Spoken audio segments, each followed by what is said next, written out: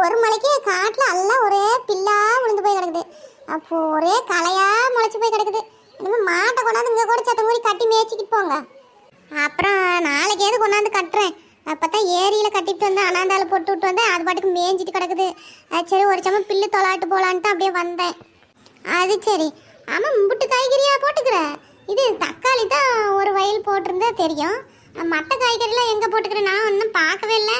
அது சும்மா ஒரு பாத்தி பிடிச்சி போட்டு வச்சுக்கிறேன் பார்த்துக்கிடுங்க. ஒரு வயல்லாம் போடல.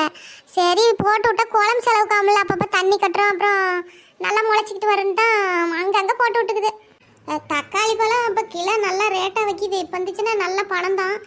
காய் நல்லா பழுத்துட்டுதா, காய் வச்சுக்கிட்டுக்குதா. செடிக்கு ஏதோ 10 காயாச்சும். ஆமாம், இப்போ தான் காய் நல்லா பூ விட்டுக்கிட்டு பிஞ்சு விட்டுக்கிட்டு செடி நல்லா தளத்தலன்னு தான் இருக்குது. அது அப்புறமா அந்த குச்சி கட்டி அப்படி பந்தல் மாதிரி போட்டு விட்டு மேலே ஏற்றி விடலான்னு.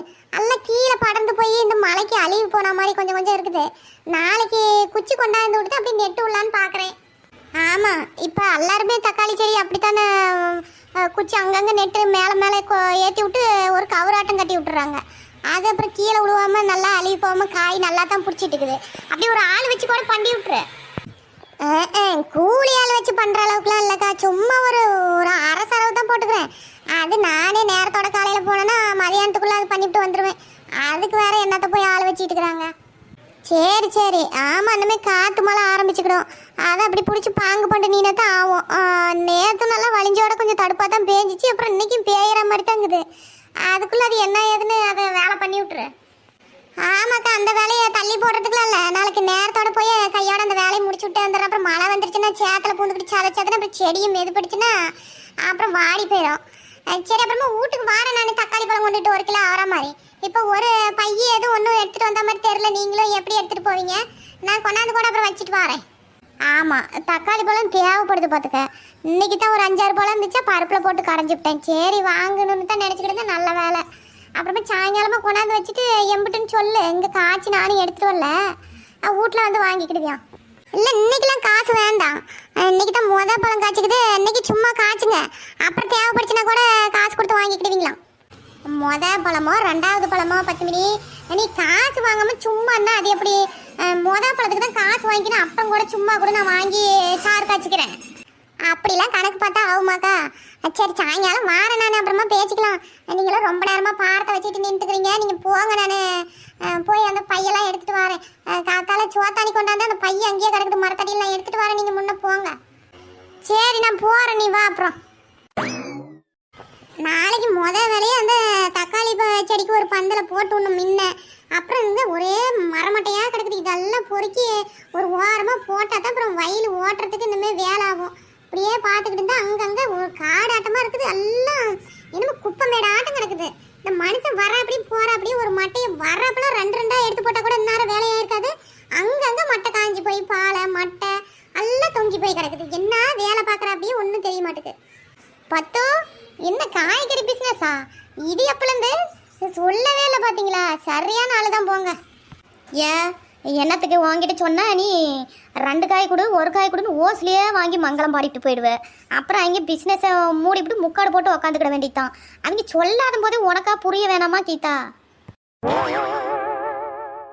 ஏன் நட்டவலி, என் மூளைக்குள்ள ஏது மூக்க விட்டு பார்த்துறியோ? நான் நினைக்கிறது எல்லாம் டான்னு புட்டு புட்டு வைக்கிறேன். சரி கருமம், அங்கே யாராச்சும் போய் மூக்க விட்டு பார்ப்பாங்களா? மெண்டல் அரக்கிருக்கி. நீ ஒரு 7.5ன்னா நான் ஒரு 8.5. அப்போ நீ என்ன நினைக்கிறேன்னு எனக்கு தெரியாதா? இதுக்கு வேற எட்டி பார்க்குறேன். எம்மா 2 பேரும் வளன்னு பேசாமல் சத்த வழியை விடுங்கம்மா. நான் வீட்டுக்கு போகணும். வந்து ரொம்ப நேரம் ஆகுது. 2 பேரும் கேள்வி என்ன கேட்குறீங்க? மாற்றி நீங்களே பதில் சொல்லிக்கிறீங்க. அப்புறம் நீங்கள் தனியாக நின்றுட்டு பேசிக்கிட்டு வேண்டித்தானே. அப்புறம் என்னத்துக்கு குறுக்க கட்டி நிற்க வச்சுக்கிட்டு? அது அப்படி கிடையாது. நம்ம 2 பேர் பேசினா மாற்றி என்னத்தை பேசுறதுக்கு ஒன்றும் இருக்காதா? 3ஆவதா ஒரு ஆள் வேணும். அவங்கள வச்சு தான் இன்னொரு ஆளை டேமேஜ் பண்ண முடியும்.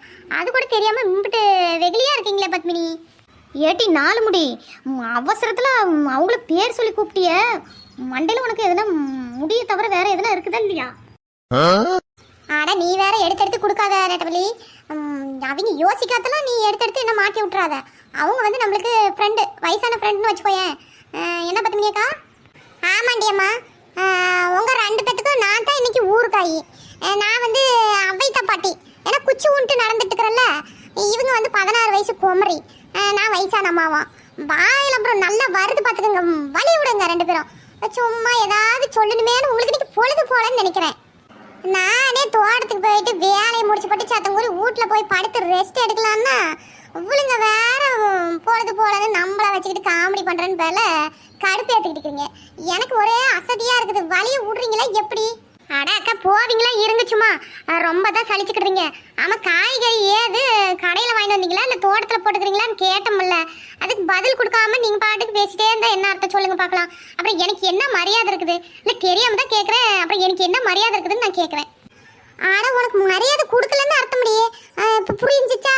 சரி அவரு மரியாதையை கூட மண்ணாங்கட்டியை கூட மண்ணள்ளி கையில் கொடுன்னுக்கிட்டு என்னதான் உங்களுக்கு வேணும்? இப்போ அது காய்கறி நம்ம தோட்டத்தில் போட்டிருந்ததுன்னு தெரியாது உங்களுக்கு. பொழுதுனிக்கு அங்கேயே தானே சுற்றி ரவுண்ட் அடிச்சுட்டு இருக்கிறீங்க. அப்புறம் தெரியாத மாதிரி கேட்டு நான் வேற நின்று உங்களுக்கு பதில் சொல்லிட்டுக்கணுமா? ஏதோ தெரியாமல் கேட்டால் கூட பரவாயில்ல, சரி தெரியாமல் கேட்குறாங்கன்னு சொல்லலாம். அப்புறம் தெரிஞ்சுட்டே கேட்டால் நான் என்னத்த சொல்கிறது, நீங்களே சொல்லுங்க.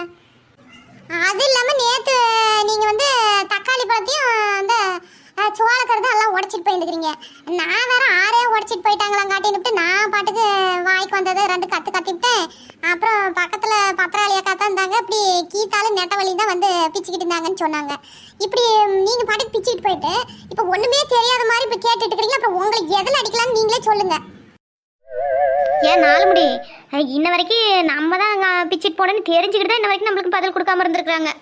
எதுலேயுமே அடிக்க வேணாம் தெய்வமே, ஆல்ரெடி ரொம்ப அடி வாங்கி இருக்கு. நீங்கள் போங்க. ஆமாம், தெரிஞ்சுக்கிட்டு ஏன் நீங்கள் கேட்காமே விட்டீங்க? கேட்டிருக்கலாமா, அப்போ சொல்லியிருக்கலாமே. ஆட இதை என்னத்த போய் ஒரு பெரிய விஷயமா கேட்குறதா?